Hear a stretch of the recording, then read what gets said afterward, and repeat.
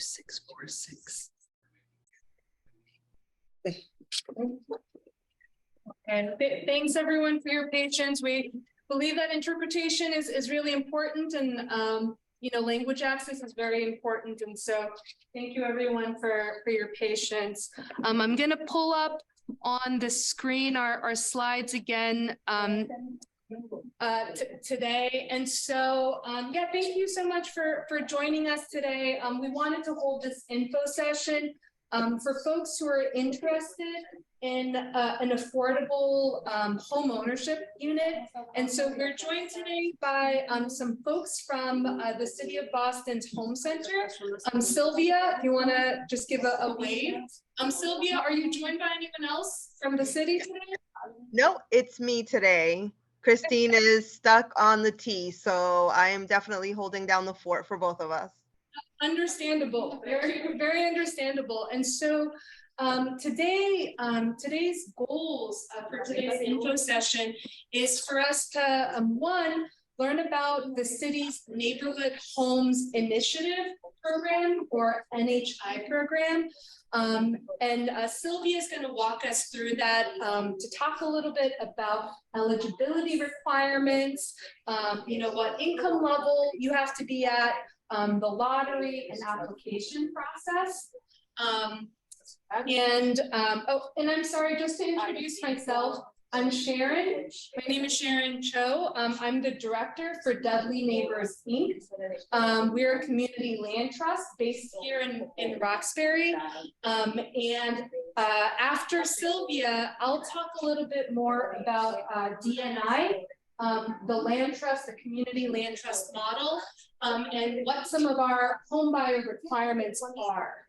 And so with that, I'm actually gonna hand it over to Sylvia from the City of Boston to talk a little bit about the NHI program. So Sylvia, hand it over to you. Perfect. Am I sharing my screen, Sharon? Yes. Got it. Okay.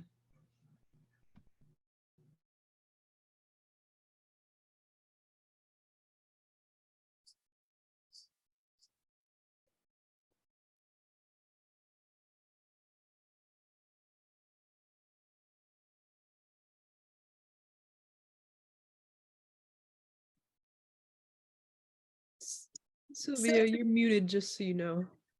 Okay.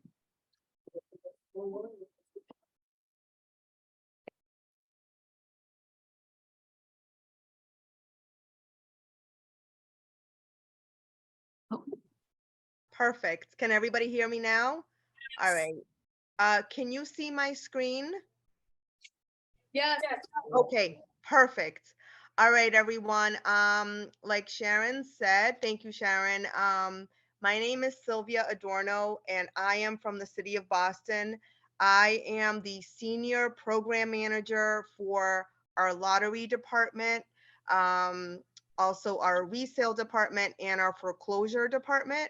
But tonight I'm going to talk to you a little bit about our lottery program. So if you are a first-time home buyer and you want to live in the City of Boston, you are more than welcome to enter our lottery program. And I'm going to give you the information as how to do that. And then I'm also going to give you some information in terms of how to find our link and how to find us after this session in order to then start the process. Okay.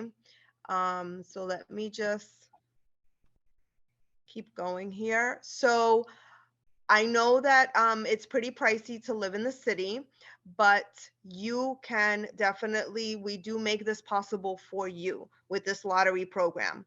So the good thing about this lottery program is one application can get you into multiple lotteries.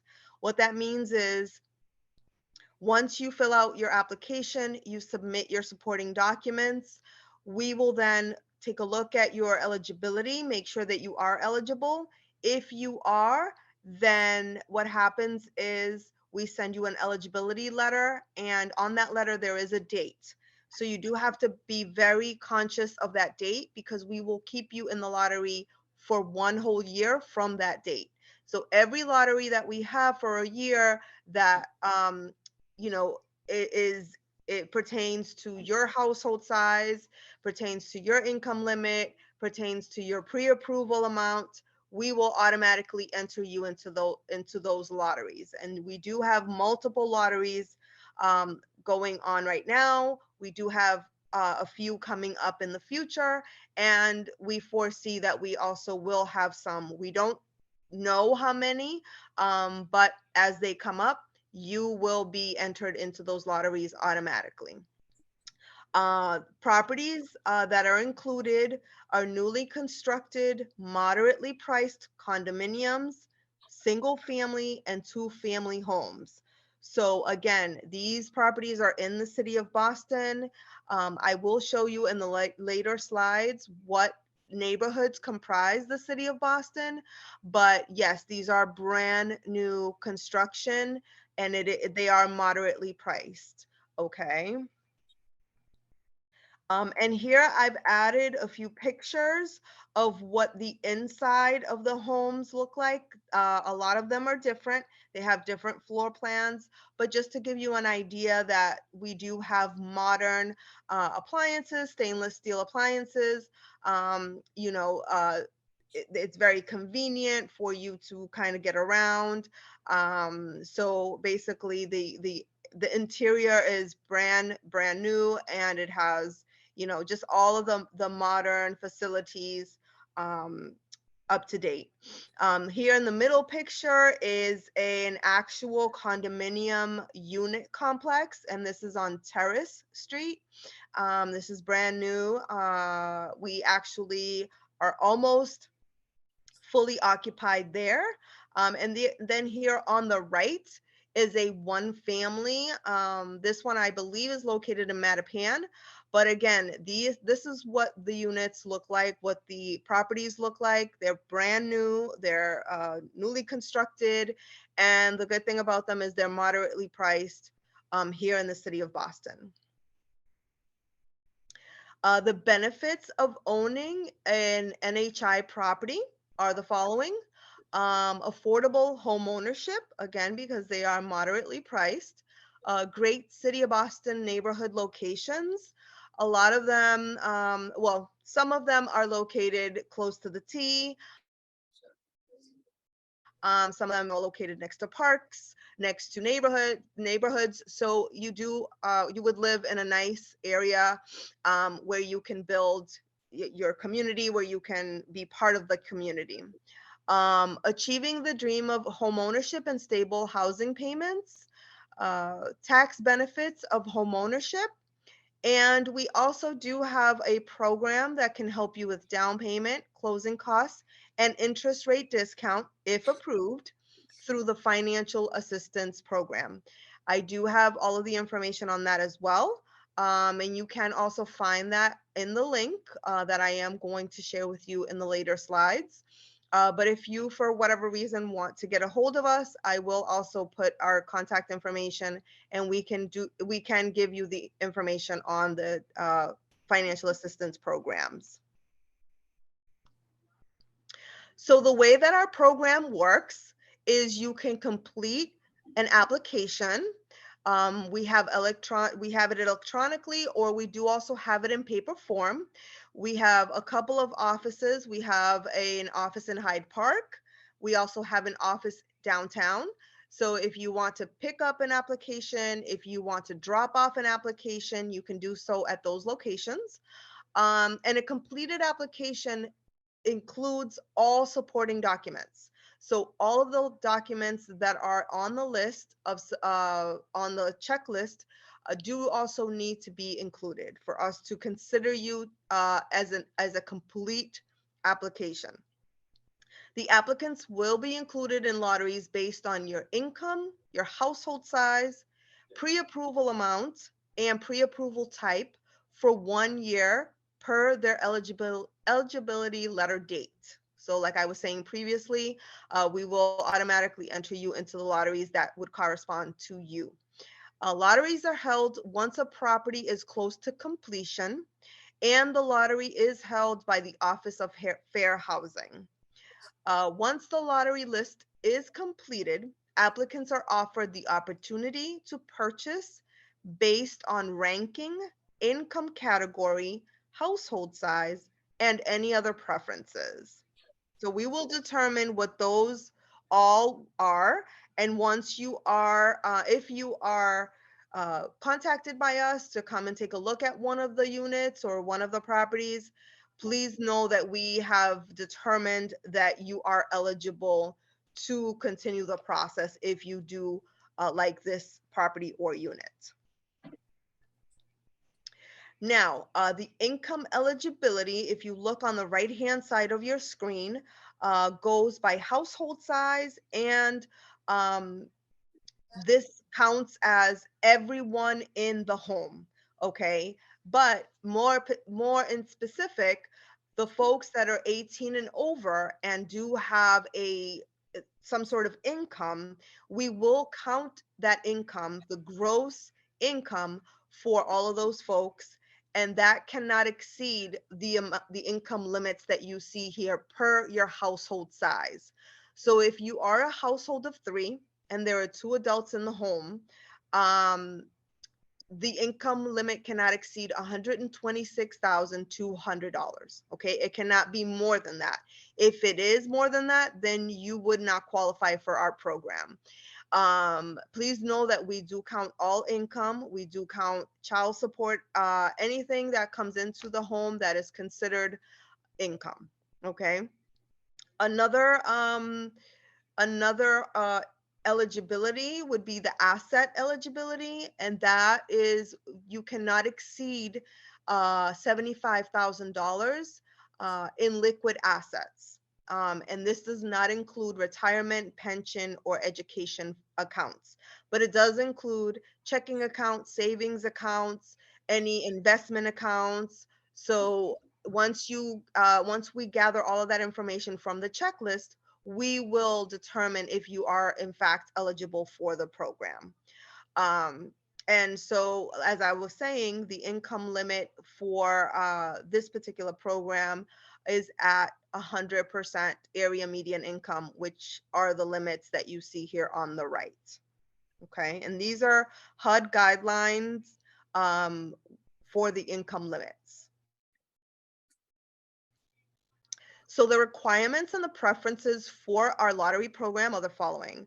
So you do have to be a first-time home buyer, which means you've never owned a home at all.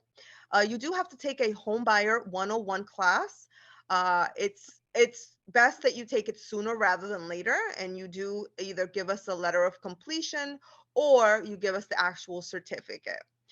We do ask that you have a pre-approval letter from your lender to include a 30-year fixed rate mortgage loan conforming with the Fannie Mae guidelines with up to 97% loan to value. And your loan officer will know exactly what all of this means. Just let them know that you are also applying for the lottery program for the city of Boston, and they will be sure to give you that pre-approval letter. The home must be your primary residence. So if you do decide to buy a multifamily home, please know that you do have to live in one of the units. The household size requirements would equal the number of bedrooms minus 1. The household preference is 1 person per bedroom. The Boston residency preference, so if you are a City of Boston resident currently, then that will give you a little bit more of a preference when it comes to your ranking in the lottery. And when applicable, we also do have an artist preference, but that is not always applicable for all lotteries. And we will state that when we do market any upcoming lotteries. You will see that on the flyer. Okay. So for any upcoming lotteries, the best way for you to see what's coming up is to sign up for the Metro list. And I have included here a QR code on the right, which you can definitely scan.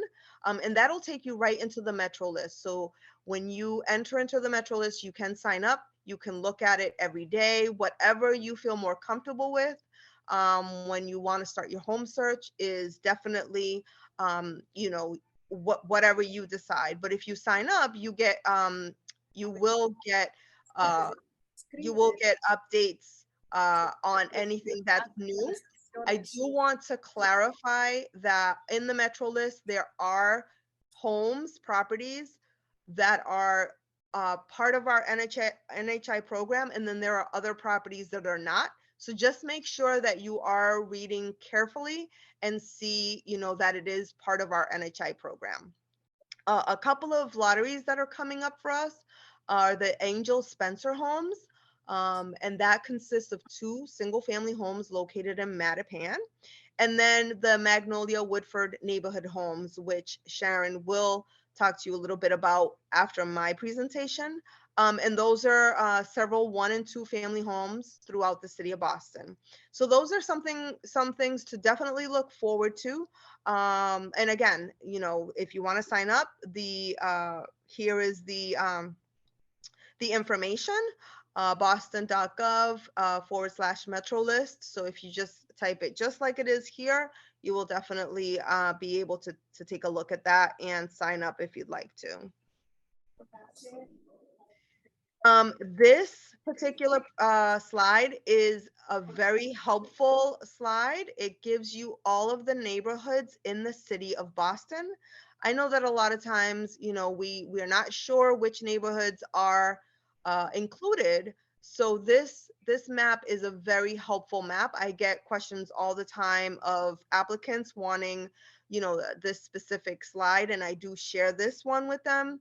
So that, when you're gathering all of your paperwork, when you're taking your first time home buyer class, when you're taking your notes, this should definitely be part of your package, just so that you can kind of reference it every so often when you're out there hunting for a home and you want to make sure that you participate in either our financial assistance program or our lottery program, so you know exactly what neighborhoods are comprised of the city of Boston.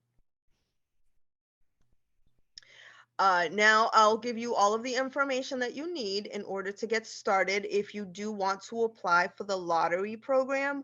Our lottery program is called the Neighborhood Homes Initiative.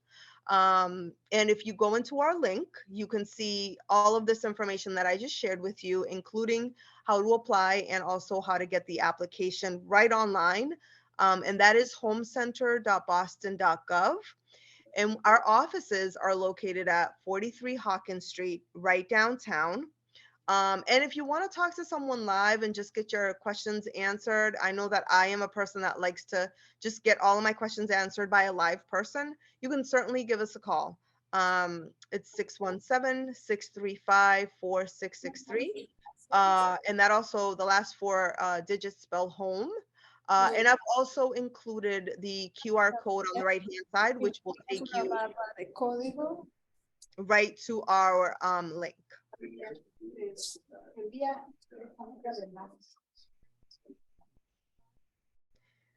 So not sure if we have time for questions, if there are any. Yeah, Sylvia, I see there's a question in the chat.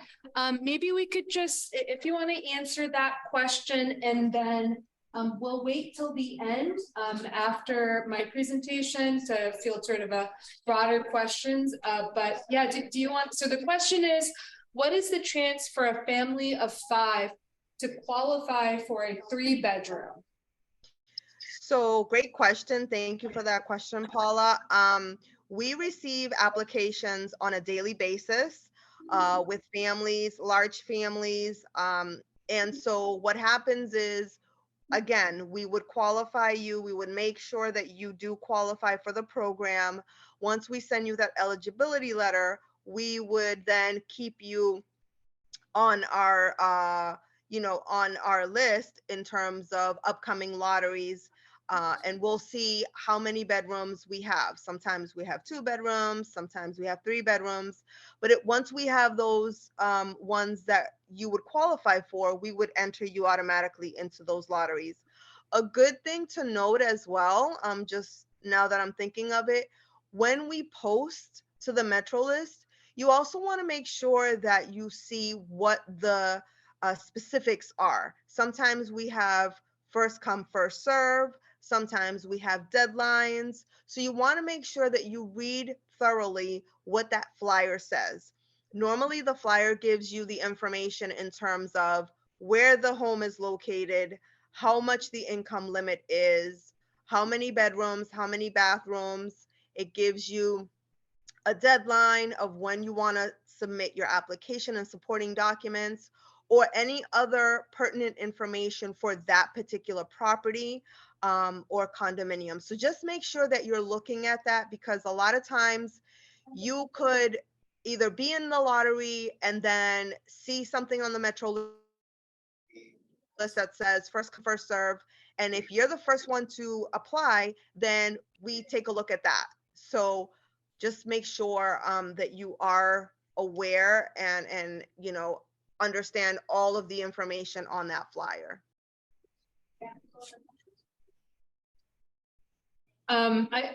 Sylvia, there's a couple of other questions in the chat. So the question is, I'll just read it out loud for interpretation. Is a rollover IRA, which is a type of retirement account, is that considered a retirement account?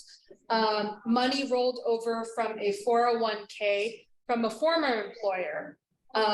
Also, do you need to be a paid artist, or can you be an amateur? Okay, great question. So I'll start off with the first part of that question. Any retirement funds that you are not currently using, that you don't have access to, and it's for a retirement fund in the future, then we do not count that as liquid assets. If you receive either pension or retirement currently, if, like, let's say you were in the military and you are currently receiving some sort of a pension or retirement because you were part of the military, which that's what I've seen, then yes, we would count that as income. But if you cannot touch it, if it's for your future, then no, we do not count that. The second part of that, which is the artist part, for you to be considered an artist, we do have to receive a letter stating that you are an artist. So if we do, again, if you read the flyer of that particular property or condominium complex, and it says, artists are only artists can apply, or artists encouraged, then you will be able to give all of that information. And part of the supporting documents will ask for an artist letter. Great, thank you. And I know there's a couple of more questions in the chat. I'm just going to ask us to just hold on those questions. We're going to come back to them. So we'll come back to your questions after we talk a little bit about who is DNI and what is a community land trust. And so don't worry, we'll have more time for questions and answers. And so let me see.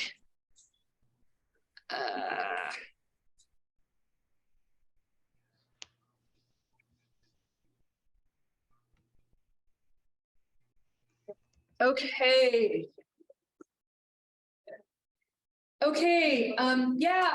Just want to thank Sylvia for that comprehensive overview about the NHI program. And I'm going to talk a little bit more about DNI, who we are, and what is a community land trust. And the reason why we're doing this is because DNI is expecting to have 4 new affordable home ownership units on our community land trust this year. And these are being built as a part of the NHI program. And so there are elements to a community land trust that are unique. And so we wanted to make sure that everyone sort of understood sort of what makes it a little bit unique. And so just to share a little bit about the organizations. DNI is the Community Land Trust founded by DSNI, or the Dudley Street Neighborhood Initiative. And DSNI's mission is to empower residents to organize, plan for, and control a vibrant and diverse neighborhood. This neighborhood in collaboration with community partners. And so DSNI is an organization based here, founded by residents, back in 1984, because residents saw the ways in which this neighborhood had been disinvested in. And so they organized to demand for better conditions and to say that we deserve a quality neighborhood to live in. And so DSNI created DNI. We are a connected organization, but we are a separate entity. And so DNI's mission is to implement the revitalization plans of DSNI around development without displacement. So how do we create housing and development in a way that people can continue to live in the neighborhood and not get pushed out? And we also focus on economic development, open space, and other amenities. And so just to talk a little bit about the purpose of DNI, the Community Land Trust. So there's you can think about it in two ways. One is, like I mentioned, development without displacement. How can we sort of enhance and improve our neighborhood while still making sure that residents can afford to stay? And we do that by actually creating community development standards around what development we want built in our neighborhood. We do that by actually controlling the land. So DNI owns over 30 acres of land right here in the Dudley neighborhood. And so we actually own and steward land long-term. And this is to fight off gentrification and speculation. So DNI stewards land on behalf of the community. And sort of the other bucket area is to sort of generate not only individual family wealth, but also community wealth as well. And we do that by maintaining affordability permanently. And so that means that when a land trust home gets sold later on, that the next buyer is able to purchase at an affordable rate. And this is intended to stabilize our neighborhood, and so that the next generation of buyers can also have access to affordable home ownership. And so the community land trust model is, it's a little bit unique. It's a little bit different from the way we think about housing and home ownership. So a community land trust is a community-based organization. We steward land permanently for permanent affordability on the homes that are on the land. And so what that does is you have two ownership models. There's ownership of the land. So the community land trust owns the land. And then the homeowners own the home on top. And that relationship is governed by a ground lease between the community land trust and the homeowner. And that ground lease is basically in perpetuity. And legally what that means is it runs 99 years. Go to the next slide. And so, so within the ground lease agreement, so as I mentioned, the term of the ground lease is 99 years. But it also talks about different uses, right? So it's not intended to be, like a commercial use. It should be for residential use. And there is also a resale formula. So when you are ready to sell your home, the resale formula is how we determine the value of the home. So that, and the intention of that is so that it stays affordable to the next family. And the other part about the ground lease is that there is a ground lease fee, a monthly ground lease fee from the homeowner to DNI. And so DNI has been around for 35 years. We were founded in 1988. And over that 35 years, we have been building on a lot of public and privately owned vacant land. And so today we have over 220 units of housing on our community land trust. Almost 100 of those are affordable home ownership units. But it's not just housing. We also have a 10,000 square foot greenhouse right here on Brick Ave. We have commercial buildings with office tenants. We've got a playground and a number of community gardens as well. So that's currently what's on our community land trust. And then we have projects that are currently in the works. And so one of those projects is Magnolia Homes. So Magnolia Homes, there's two phases. Phase one is going to be completed this year. And that's going to consist of 5 units of home ownership. And phase two is going to be 7 units of home ownership. And those 7 units, we expect to be completed. We're expecting it to be done next year. In addition to that, we also own 572 Columbia Road, which is the old Dorchester Savings Bank. So that project is going to be a mixed-use housing and commercial development. And then another project is Dudley Miller Park, or R. Tierra Libre, which is a vacant parcel just down Dudley Street. And that is going to be built for commercial or mixed use. So it could be housing on top and then commercial on the bottom.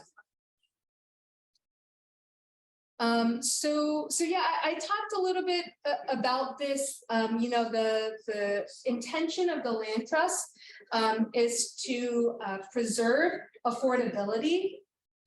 Like I mentioned, the family would own the home on top, and the community land trust owns the land beneath the home. There's a number of benefits to this too. The land trust model has been really successful at preventing foreclosures. And part of that is because, we help homeowners sort of when they're looking for their mortgages. We have to also sign off on their mortgages too. And, we don't allow for any predatory loans, with subprime mortgages. And during the foreclosure crisis, we had very few foreclosures on the community land trust when sort of the Dorchester and Roxbury neighborhoods were really impacted. And so it's been a really successful model around also protecting neighborhoods and families around foreclosures. So I mentioned this already. We've got some homes that are currently under construction. So these are homes that are on the community land trust. And so we've got 4 homeownership units to be done this year, and they're a mix of duplexes, single families, and 2 families. So 2 family meaning 1 for the owner and 1 for rentals. And so these are currently about 60% construction completion. And so the marketing process has not started yet, but we expect it to start soon. The purpose of this meeting is so that when they do become available, that residents in the community, you're working to gather your paperwork, you take your home, first-time home buyer class, you're getting together everything you need to apply for the homes when they're marketed. And so that's sort of the purpose of today. And I think, and so just to talk about a couple of requirements. So Sylvia already talked about the requirements of the NHI program.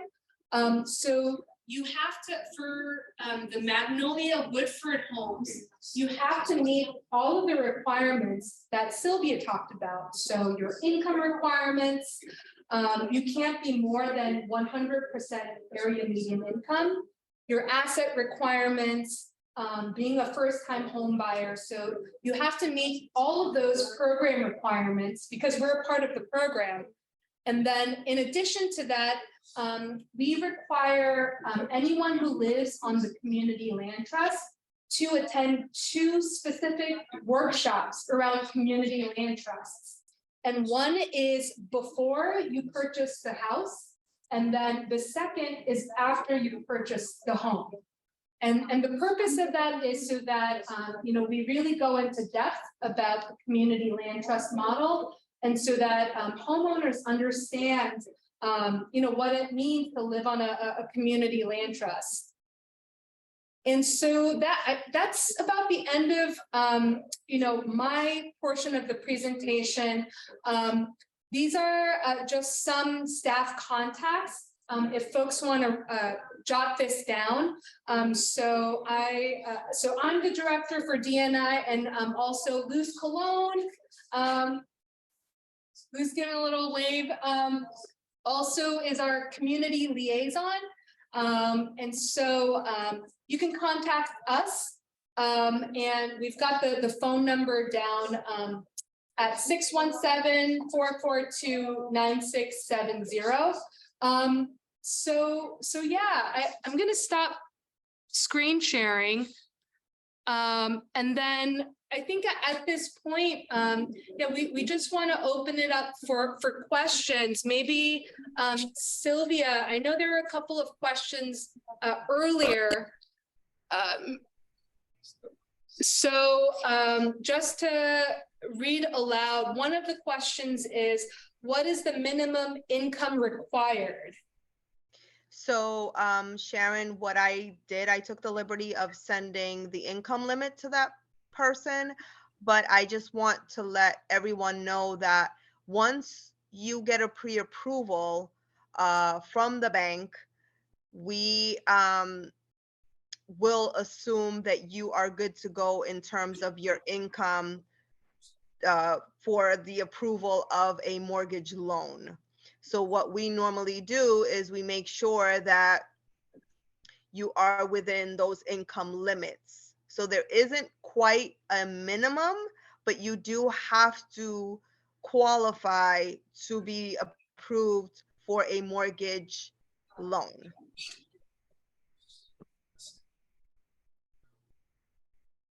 Thank you. And there's another question in the chat. If you get selected to view a home from the lottery and you don't want to take it, will you lose your place in the NHI program? That's a great question. I get this question a lot. And the answer is no, you do not lose your place. If for whatever reason we invite you to an open house and you don't like the layout, you don't like the neighborhood, you just don't want to take this particular property, you just let us know, and what we do is then not keep going with the process with you for this particular property, but then we will automatically enter you into future lotteries, just so that you know how it works. Every specific property has a different lottery process. You're not going to have the same number for that year. Every time it's a new lottery and it's a new property, you get a new number, because it is a different ranking, and it is conducted by a fair housing, so they treat you as a brand new applicant, if that makes sense. So you will not have the same number in all of the lotteries. If you're number 5 for one specific lottery, you may be number 25 for another lottery. But don't get discouraged, because a lot of times we will send you what your number is. But once we go down the list, some people have already either bought or they're just not interested anymore. So don't get discouraged if you have a pretty high number. Another question in the chat is, can you be a single person, no kids or spouse? Absolutely. We see that all of the time. You can certainly, as long as you have all of your documents, as long as you have your pre-approval from your mortgage, from your lender for a mortgage loan, you can apply. And once you are entered into the lotteries, we will, if you are kind of at the top of the lottery list, we will invite you to the open house. And I mean, I just reserved a unit for a female, and she's buying a beautiful condominium in Mission Hill. So we do that all the time.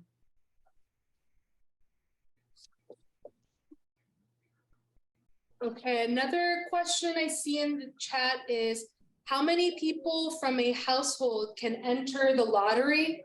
For example, if I wanted to enter with my mom as part of my household, can she also enter on her own? Okay, great question. So your household will consist of everyone that will live in the property.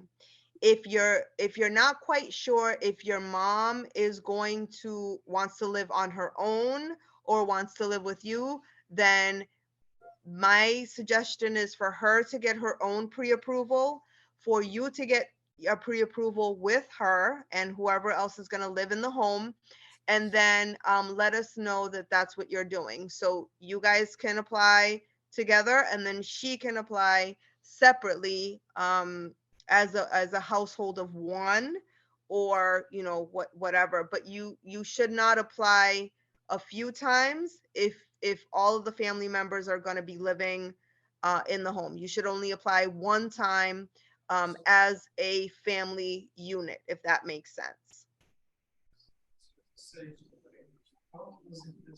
Thank you. Are there any questions from folks in the room? Yeah. I have 2 questions. I know it said for residential purposes, right? Like if you live in there or whatever. What if you like want to run a business? What if you have like a business or run a business? Would that be considered commercial? Like maybe a home business? Would that? Oh, yeah, I think like home businesses. So I think that would be okay. I think it's more like, as long as you're living there. So like as like your office space. Yeah, or you just, what if you have like a bakery business, or you trying to run a landscaping business and. Oh, that's a good question. I don't know, actually, Jose or Luce, if you have. So the question was, I think it's referring to some of the pieces around the community land trust slides. if a homeowner wanted to run like a home business, whether it's like a landscaping business or like a bakery, whether that would be permitted because there is a residential use restriction on the home. So that was the question. But yeah, it depends on type of business. Probably the person needs to come and talk to you, to DNI, just to see. Yeah. So I think that's right. You know, the intention is like, you know, that the home should be your primary like place of residence, and that, you know, it's not like a retail shop, right? But I think that it might be a case by case. And so, you know, I think things like a home office, right? Like if you're a consultant, you know, I think that is fine, but it might be a case by case. Yeah. For example, if there's any specific modifications that you will do to the home, the board might have to approve it. So you will have to come and talk with the director will present it to the board, and then they will give you an answer. All right. But yeah, thank you for that question. Yeah, do you have are there any more questions? Sorry, I thought you were gonna speak. No. I also have another one, sorry. Yeah. So my case, I'm single, no kids, and if I get locked into a house, like I later, you know, find a lady when I have kids, what are my options? Like I gotta be stuck to that contract, or Could you ask that one more time? like for instance, you know, if You get married? yeah, let's just see, because right now I don't have no kids, no wife, but if, you know, later down the line, I'll find someone, like what are the options? I still have to honor that lease or that Oh, yeah, so got it. So the question is, you know, maybe right now I'm single, I don't have a spouse or kids, but later on, you know, I've purchased the home and I do have a spouse, I do have a kid. You know, like, does that change the terms of the ground lease? right. So the answer to that is that the ground lease between the homeowner and the community land trust, it's like in perpetuity. And so that same ground lease, let's say you live in a community land trust home for 10 years. Actually, the same ground lease, it transfers to the next buyer. Okay. So it's in perpetuity. So the terms of it carries on to the next homeowner. But you know, whenever you're ready to, you know, move on to maybe a bigger home or to a different location, you know, yeah, you can sell your home. You just have to come to DNI. Other questions? Oh, sorry.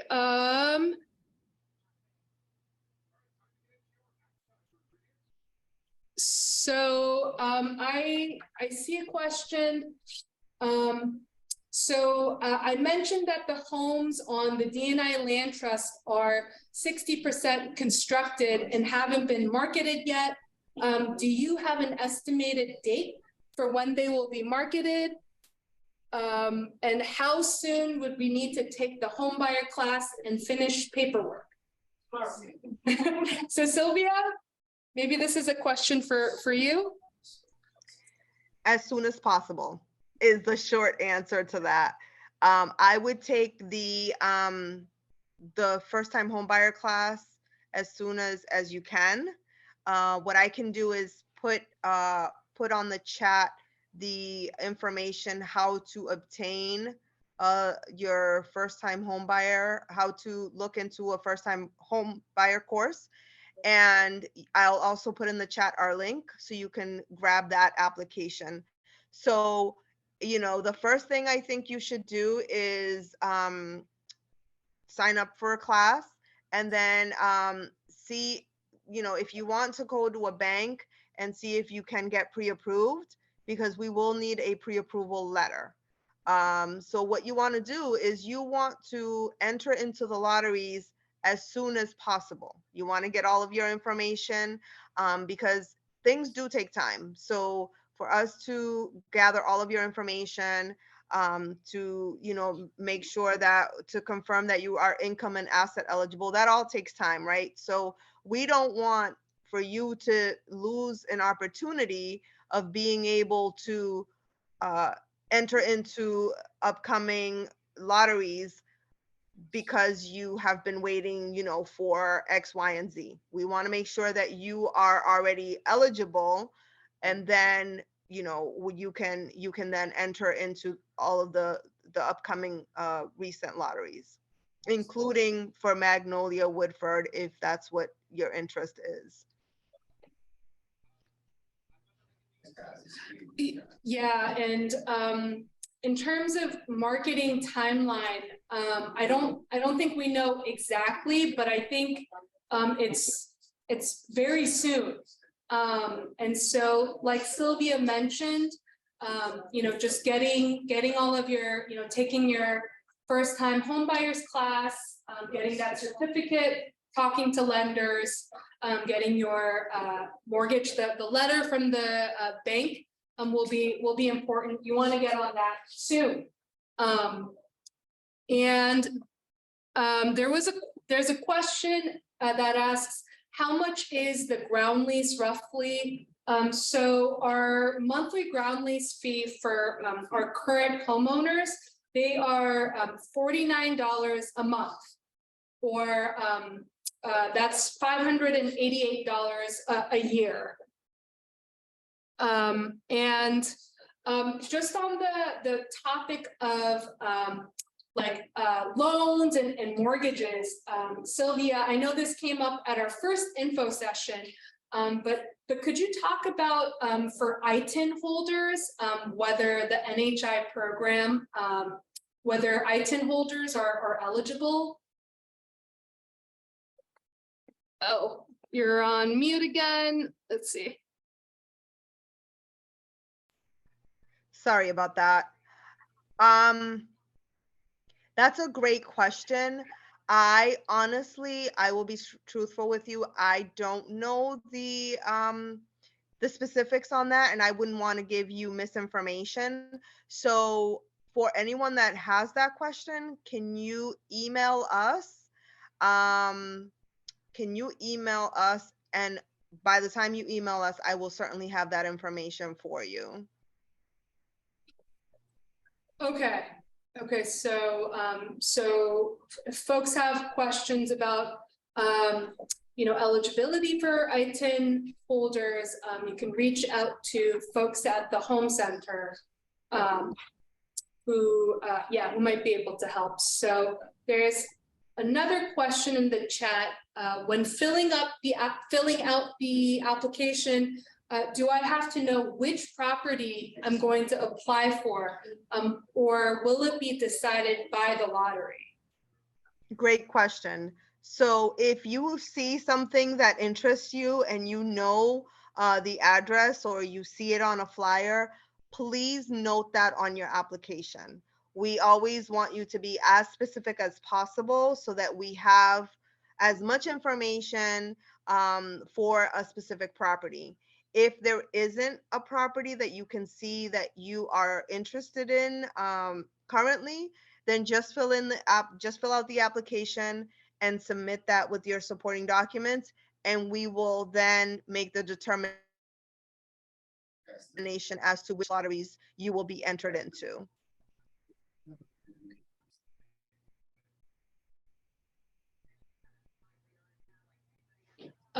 There's a question. I finished a first-time home buyers class in 2019. I think the question is, do I need to go through the class again to enroll in the lottery? Feel free to also unmute yourself if you want to add or clarify your question. So I can take that, Sharon, if you don't mind. So a certificate is only good for 3 years. So if you took the class in 2019, I suggest that you either look at the certificate and see what the expiration year is, or look at the letter if you've gotten a letter and see what the expiration date is on that. If you did take it in 2019, chances are that you should take a refresher and take another class so that it doesn't expire while you are in the process of applying for the lottery or applying for any, financial assistance program, because we will ask you to have an active certificate or an active letter of completion.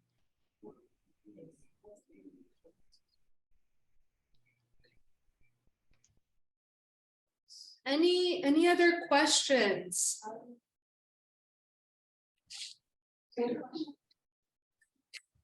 Sim, trabalho, disponível de fazer pré-programado e do tomando classe.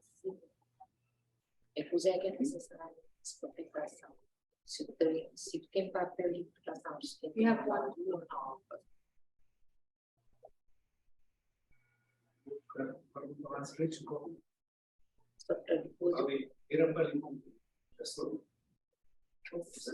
Yeah. We have a question that's just getting interpreted. O certificado de classe de DNI, os demais do Ministério e a aplicação que se perguntaram onde que estou consigo.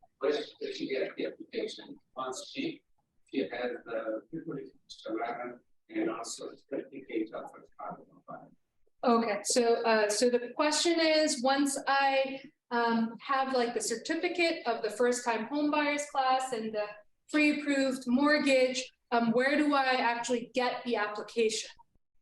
Where do I find the application? The application will be on our link.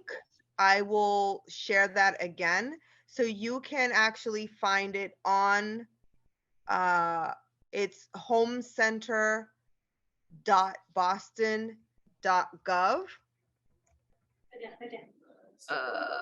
Is it this one? God. Is that in the NHI? Oh. And then I'm going to put so that's where you would find that, but then you would go into the lottery section of the home buyer resources. So once you plug in homecenter.boston.gov, you go down on that page and you find home buyer resources. And in that section, there's a section called lotteries for affordable homes. And then when you click that, you will find all of the information, including what you can click on the application and you can fill it out right online. And then it'll give you a list of the supporting documents. So you also have to send in not only your application, but you have to send in all of your supporting documents. Okay, so we ask for pay stubs, we ask for your tax information, your bank statements, all of those things need to be included with the application. So you just go down the list and whatever pertains to you, you would then submit that information. And with the application, you will get the list of the supporting documents that you do need to provide.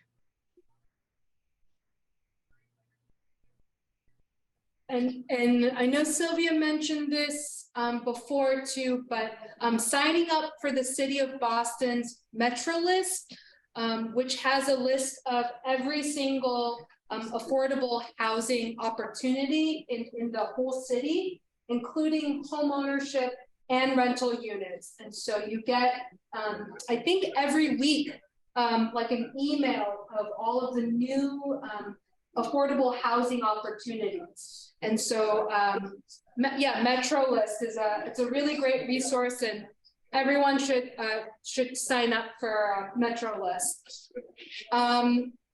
So we've got a question. Can you speak about the process of closing cost assistance? Yep, so I won't go too deep into that, but we do offer down payment and closing cost assistance we have 4 programs, and that's a different process. So you do have to fill out the application for that. You do have to submit your supporting documents, and then we will let you know how much you could receive for down payment, closing costs, and if you do qualify for the interest rate discount. Okay, so depending on the program that you select for the financial assistance, it has different requirements and it has a different process. So if you are looking to buy in the city of Boston and you want and you go to your lender and they say that you are approved for the one mortgage, you can apply for the One Plus Boston Financial Assistance Program. So it's different. There are different categories of financial assistance. So you just have to read carefully which one would be best for you. But right now, those assistance programs are 100% grants. So you do not have to pay those funds back. And they could be up to 5% of the purchase price for down payment assistance. We can also cover your closing costs. And if you do apply for the One Plus Boston, we could also assist you with the interest rate. So there could be a discount with the interest rate as well. So what I'm going to do is I'm also going to put the financial assistance link on the chat, and you can certainly read on all of the programs that we have for that and how to apply. There is a question about the W-2s. We do ask for last 3 years. So the lottery team would ask for last 3 years. The financial assistance program would also ask for last 3 years. So just take a look at the checklist, see what is needed, and just send us that information. The more information you send with your application, the faster we can process your application. If we receive an incomplete application, we will ask you for the documents, and it's totally up to you how quickly you want to proceed and provide that. We will, do everything possible to keep things going quickly, but it's totally up to you to look at that checklist carefully and provide everything that we are asking for.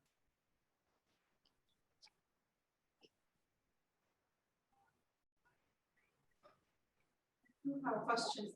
If you are self-employed, what do you need?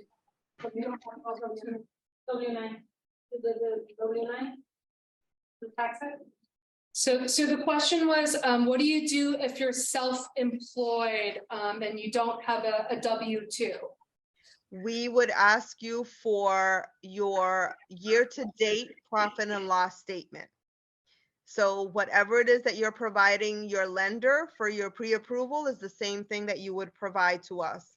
Pretty much, it's a very similar checklist from your lender to what we ask for as well.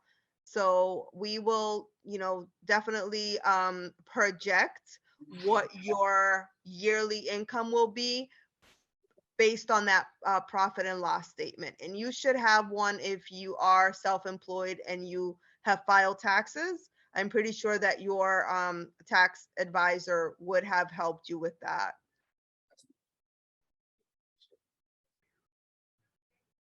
Well, great questions. Really great questions. Yeah, others. I know we got through a lot. Feel free to drop them in the chat, or raise your hand or unmute yourself. I know we've got about 10 minutes left, but any other questions? You mentioned 3 years of W-2. How about income tax? So Sylvia, you mentioned, needing to provide 3 years of W-2s. How about, your income taxes? So it would be 3 years of W-2s, which would correspond to your federal information. So we ask for 3 years of federal tax forms, all of your forms. No state information will be asked for, just the federal, so the last 3 years. So your W-2s should match whatever your federal taxes are reflecting. Yeah, thank you. You're welcome. Okay.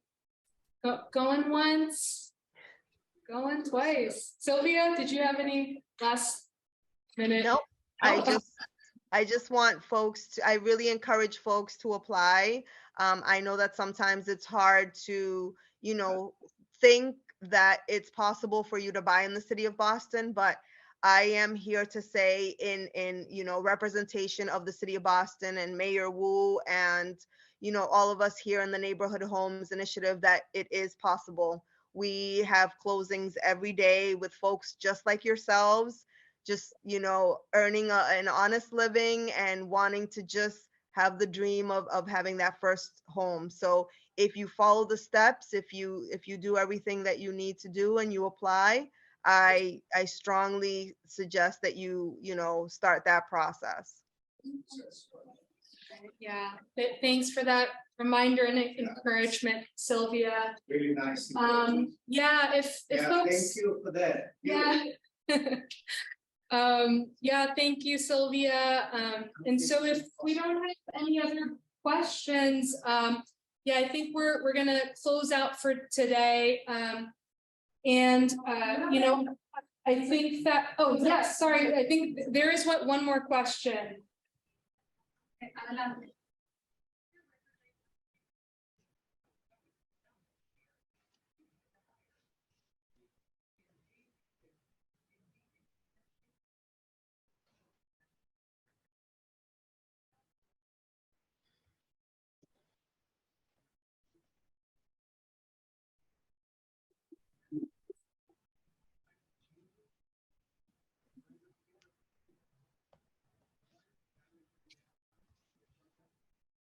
We're just getting the interpretation. Sí, yo creo que sí le va a aclarar un poco.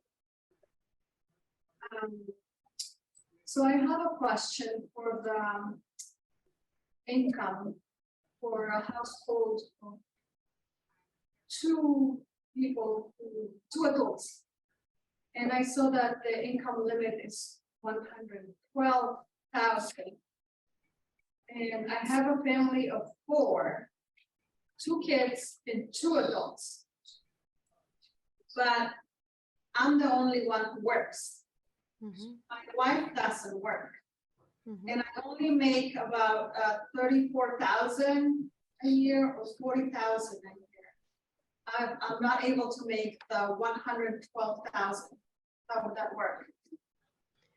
So the income limit, it doesn't have a minimum. That's your maximum. So you cannot make more than that maximum.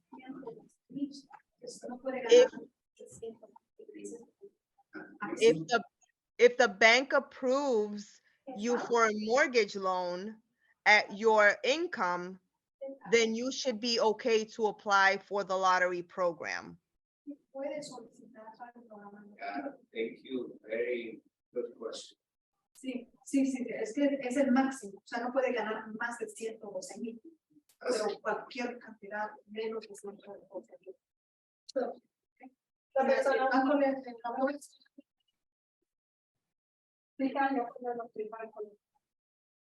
banco lo va a aprobar, pero no lo va a aprobar. Tiene que trabajar. And yeah, and I see we have a raised hand. Feel free to unmute yourself and let me see if I'm able to. Oh, yeah. Hi, can you hear me? Yes. Yes. Hi, I just wanted to also encourage everyone. My name is Chantal Light. I live on the land trust. I went through the city of Boston to help me with my down payment. I had my down payment in the bank, but they still helped me. I mean, you just got to have all your ducks in a row. But I love living on the land trust. It's wonderful. It's a wonderful community. I just bought my house about 3 years ago. So I'm a first-time home buyer. I'm in the meeting with my daughter. You know, I don't want her to wait until she's 42 like me. So I just want her to, you know, listen to the process, see what's going on, you know, so she can also be a homeowner, you know, maybe not this year, maybe next year, but, you know, I just want her to get the information and, you know, she has a great job now. So I just want her to get a house before she start a family. So I would encourage everyone to apply for the land trust home as well, because it's a great community. It really is. It's a great community. Thank you, Chantel. And we hope that maybe your daughter will be a neighbor. I don't know if I want her to be no neighbor now. A healthy distance. A healthy distance. I understand. Yeah, thank you for that note, and I'm so happy that you know, you could join us, and your daughter could also learn a little bit from today's presentation. Okay, I think we'll take one more question. It's from the chat. How much is too much money to have in order not to qualify for the down payment and closing cost assistance? So the down payment and the closing cost assistance is not need-based. It used to be, but now it is a flat up to 5% of the purchase price. And then we cover all of your closing costs. So there's no amount that's too much. What we do have, and the financial assistance program also has it, is a cap on the liquid assets. So you can't have more than $75,000. If not, you would not qualify for the program.